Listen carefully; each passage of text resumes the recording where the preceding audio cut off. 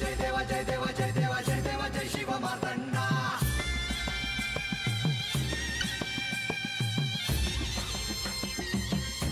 जय देवा जय देवा जय देवा जय देवा जय देवा जय शिव मार्तंडा हरिवर्धन मल्हारी तुझी प्रचंडा अगडदुम नगारा सोन्याची जेजुरी देव गेले जेजुरा निळा घोडा अगडदुम नगारा सोन्याची जेजुरी देव गेले जेजुरा निळा घोडा पावमे तोडा कमरी कर पटा निहिर मस्तकी तुळा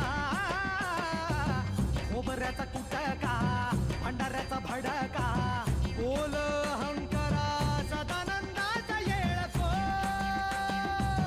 सदानंदाचा येळको जय देवा जय देवा जय देवा जय देवा जय देवा जय शिव मार्तंडा जय देवा जय देवा जय देवा जय देवा जय देवा जय शिव मार्तंडा हरिवर्धन मल्हारी तुझी प्रचंडा जय देवा जय देवा जय देवा जय देवा जय देवा जय शिव मार्तंडा हरिवर्धन मल्हारी तुझी प्रचंडा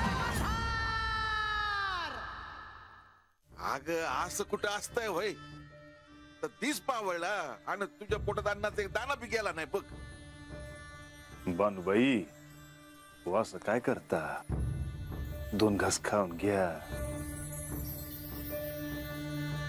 धान्यानं खाल्ल्या बिगर चाकरानं खाल्लेलं बरं नाही दिसत मन नाही माझ लहान पोरावानी बागू नगस गप बसतात म्या देते जेवण म्हणजे मी देतो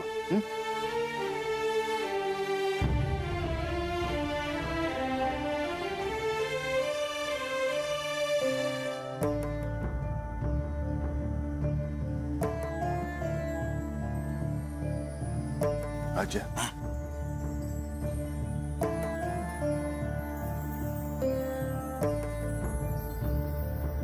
घे हे बघ घे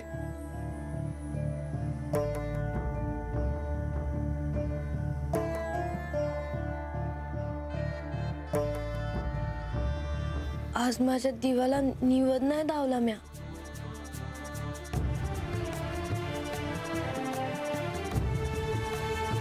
म्या दावती तू जेवून घे बरं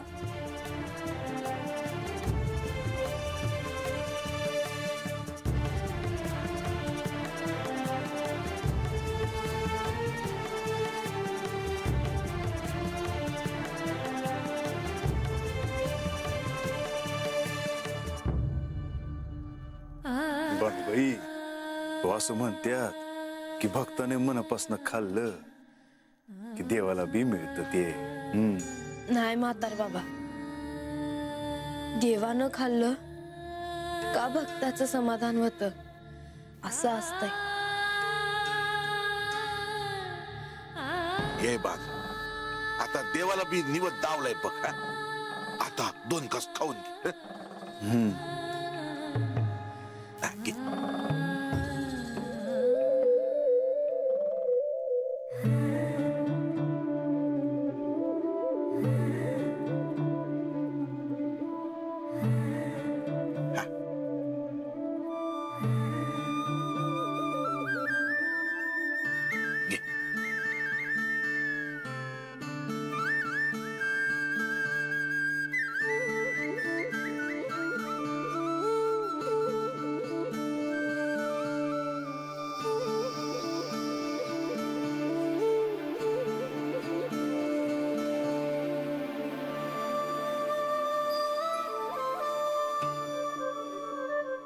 ये खंडू जा तुम्ही बस जा जा.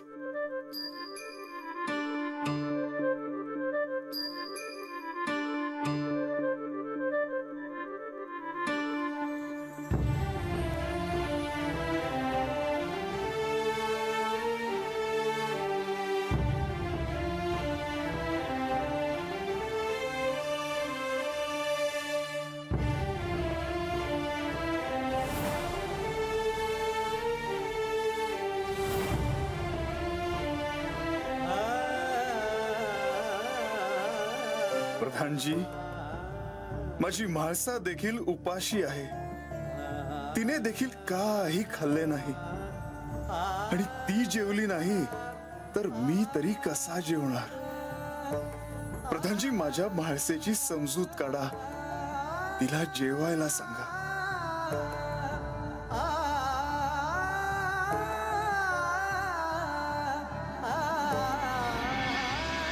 देवी, आज तुम्ही सगळ्यांना जेवू घातले. तुम्ही आग्रह केला म्हणून सगळे जेवले. परंतु तुम्ही अन्न ग्रहण केले नाही. आज तुम्हाला उपवास घडला देवी. मला जेवायचे नाही. देवी, तुम्ही स्वतःला पीडा करून घेतल्यावर आम्हाला काय वाटेल याचा विचार करावा. जेजुरीचे सर्व लोक आपल्याकडे आशेने पाहतात. तुम्हाला प्रजेसाठी स्वतःची काळजी घ्यावी लागेल. असं करू नका देवी. आतापर्यंत मी कोणत्याही गोष्टीचा आग्रह आपल्याकडे धरला नाही. परंतु हा माझा आग्रह आहे की आपण अन्न ग्रहण करावे.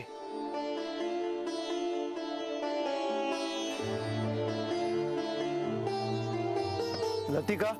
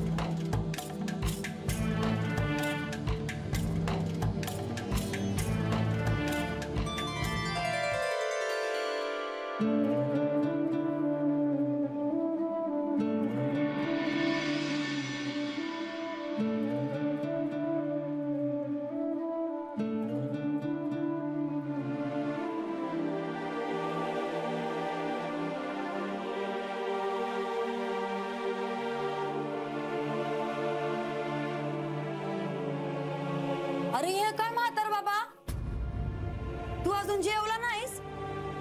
अरे आता जेवून घे की.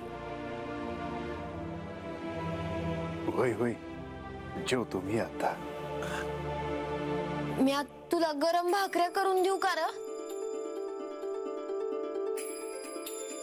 अगं मी आहे की, म्या करती, तू बसतातच.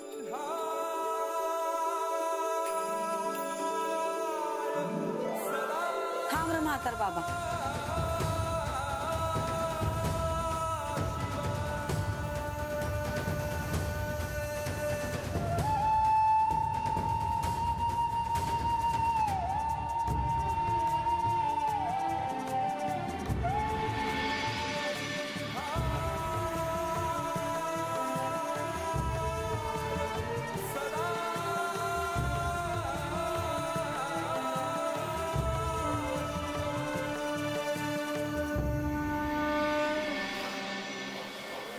विद्युन्माई, मयासुराला आवाहन करूनही बराच वेळ झालाय.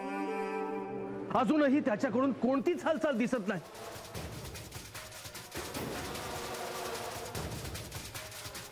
मयासूर आपले कार्य उत्तम करणार या गोष्टीची चिंता नाही. चिंता एकाच गोष्टीची आहे आणि ती म्हणजे ते 3 ग्रह कधीतरी एका रेषेत येणारच.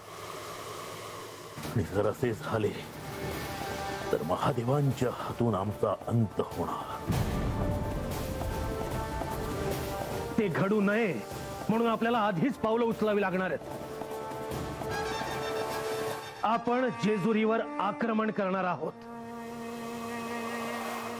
हो, आता म्हाळसाकडे तिचे संरक्षण असलेल्या बांगड्या अर्थात श्री खंडेरायांनी दिलेले संरक्षण कवच नाही.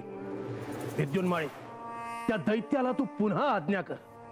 म्हाळसा आता काहीही करू शकणार नाही याची मला खात्री आहे.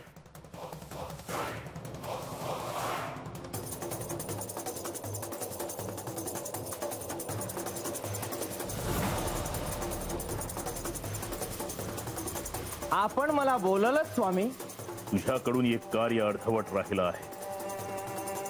याची जाणीव करून देण्यासाठी मी तुला इथं बोलवलं आहे. रात्रीच्या ह्या प्रहरी असुरी शक्ती प्रबळ असताना तुझ्या विषानं या खंडोबाच्या अर्धांगिनीचा अंत झालेला मला बघायचा आहे. आपली आज्ञा मी मोडणार नाही. तुम्हाला हवी तीच वार्ता ऐकायला मिळेल स्वामी.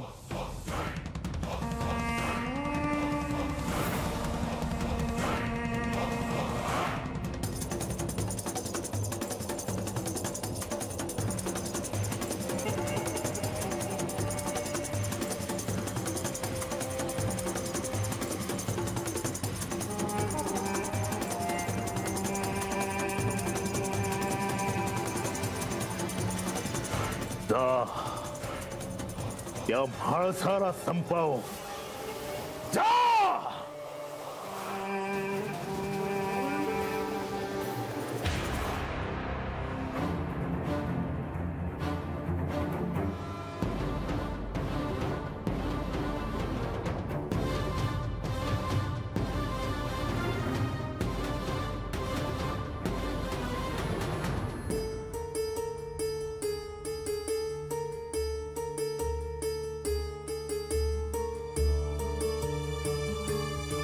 प्रधानजी अजून झोपला नाही? नाही. आणि तुम्ही दोघं सुद्धा सावध राहा. वय वय. आजूबाजूची लक्षणं काही ठीक दिसत नाहीत. म्हाळसा देवींच्या जीवाला कोणतीही इजा पोहोचता कामा नये. बरोबर आहे जी, पण राग येणार नसेल तर विचारू का? सोनोबा, मला ठाऊक आहे की तुमच्या मनात खूप शंका आहेत. परंतु आता तरी मी जे सांगतो आहे तेवढेच ध्यानात ठेवा. वय जी वय वय.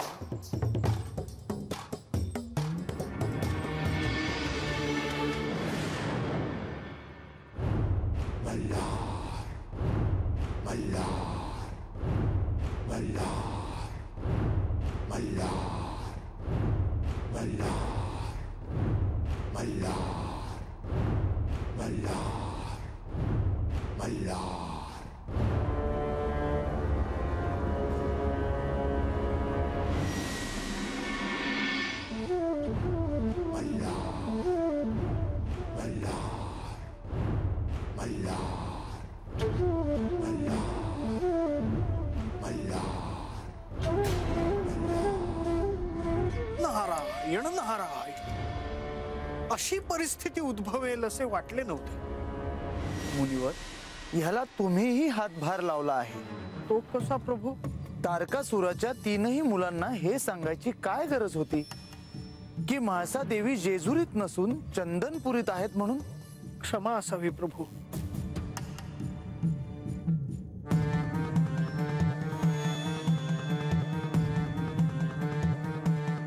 देवा, देवा, काय सांगायला आला आहात? देवा, ते त्याचे असे आहे की मुनिवर, देवा, ब्रह्मदेवानी तारकासुराच्या 3 पुत्रांना जे वरदान दिले आहे त्यामुळे त्यांना मृत्यूचे भय राहिलेले नाही. अंतराळात त्यांनी 3 ग्रह बांधण्याचे त्यांचे कार्य सुरू केले का? केव्हाही सुरू होईल.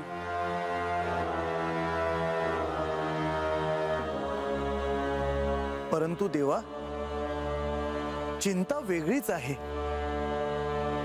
हे 3 ग्रह जर अस्तित्वात आले तर सृष्टीत विध्वंस होईलच. परंतु त्याआधी ते तुमच्या शोधात आहेत.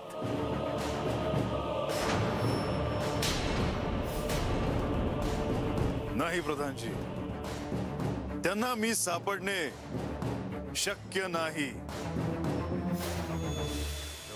परंतु देवा, त्यांना कळलं आहे की श्री म्हाळसा देवी जेजुरीत नसून चंदनपुरीहून निघाल्या आहेत.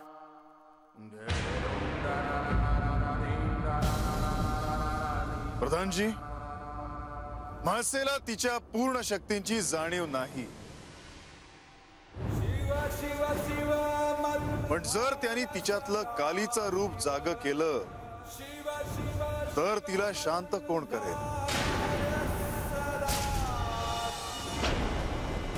होय, आणि अशा वेळी त्यांनी जर काही विपरीत कटकारस्थान केलं तर काय करायचं? वाटेत जी जी विघ्न येतील ती विघ्न दूर करायला हे श्री विष्णू तुम्ही मूळ रूपात या.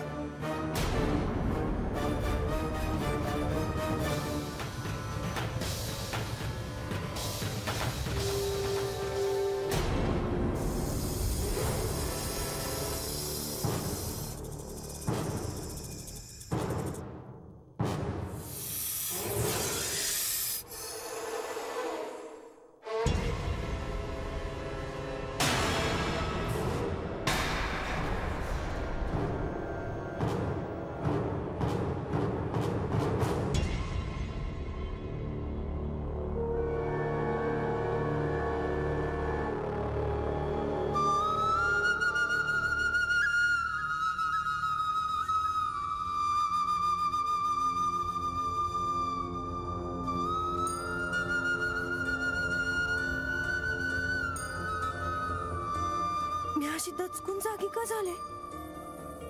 माणसं त्यांची आठवण मला का आली? आता काही विपरीत घडणार आहे.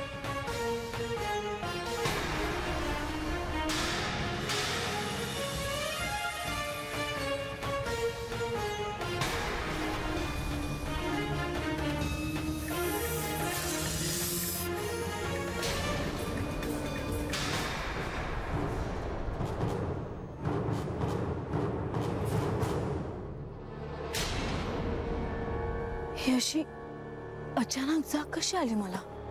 माझ्या बाबतीत याआधी असं कधी घडलं नाही. आजच असं का घडलं? कानाजवळ कसला तरी आवाज होता. कसला आवाज होता तो? देवा, काय झालं? प्रधानजी, माझ्या म्हाळसेचा जीव धोक्यात आहे. माझ्या कोणत्याही प्रियजनांना काही झाले तर मी एकाही दैत्याला क्षमा करणार नाही.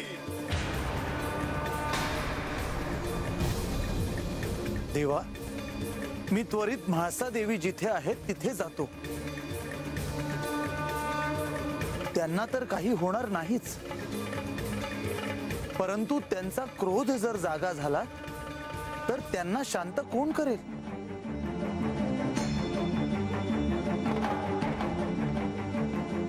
येतो मी.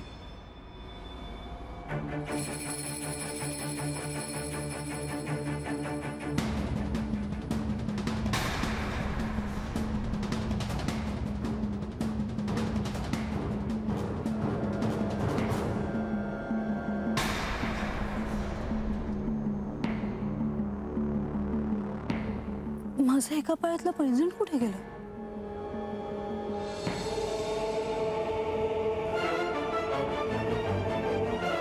प्रवासात कुठेतरी पडलं असेल.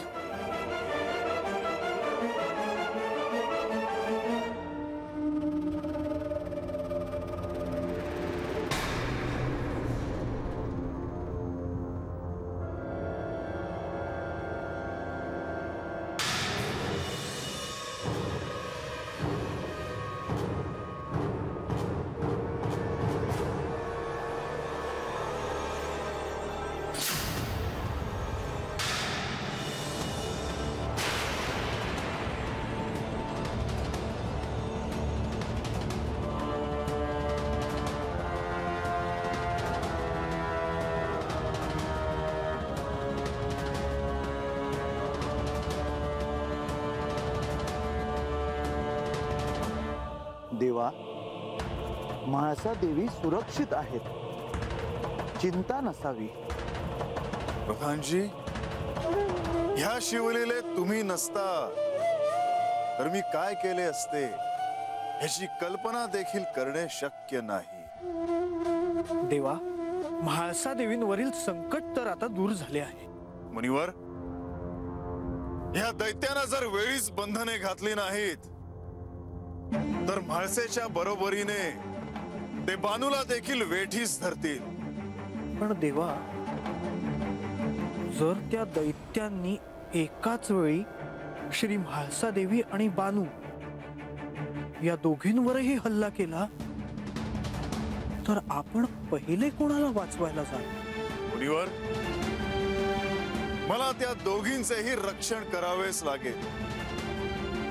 पण अशा वेळी आपण पहिले रक्षण कोणाचे कराल? श्री म्हाळसा देवींचे की बानूचे?